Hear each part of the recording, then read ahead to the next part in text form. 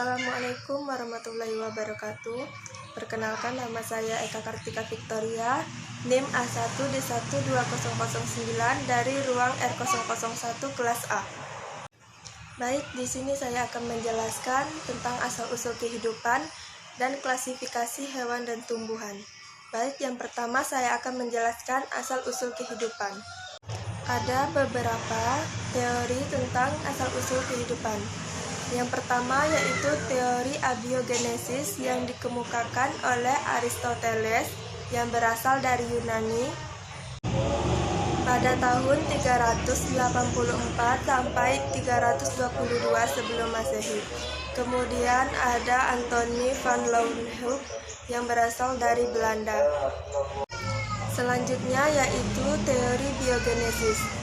Jadi yang dikemukakan oleh beberapa ahli. Yang pertama Francesco Redi, yang kedua Lazzaro Spallanzani yang berasal dari Italia pada tahun 1729 sampai 1799.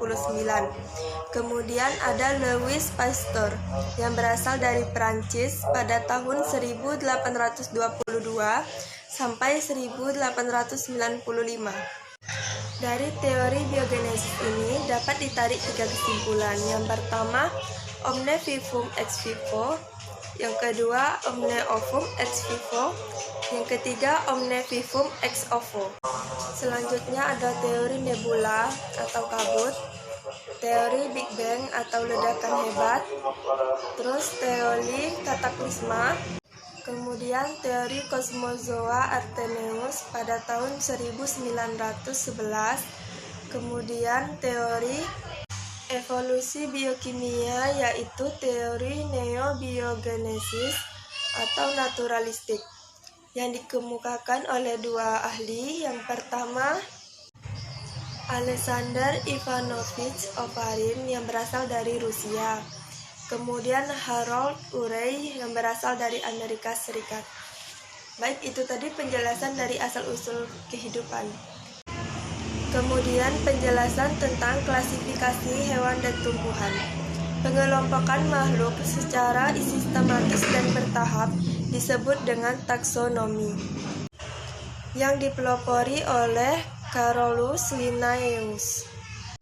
Proses klasifikasi. Dasar klasifikasi yaitu persamaan dan perbedaan ciri makhluk hidup.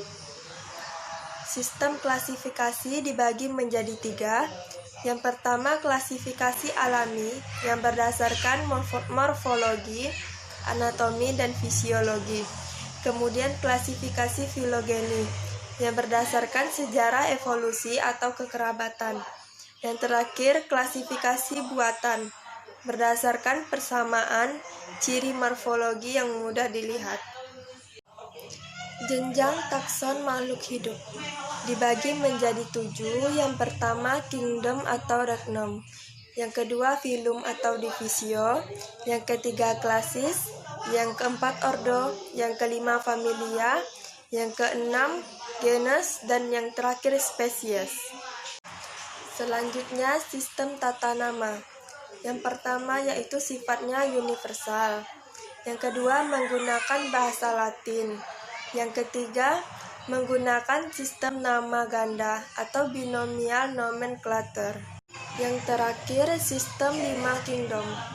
Yang pertama Monera, kedua Protista, ketiga Plantae, yang keempat Animalia, dan yang terakhir Fungi.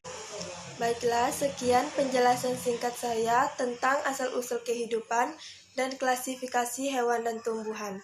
Saya akhiri, wassalamualaikum warahmatullahi wabarakatuh.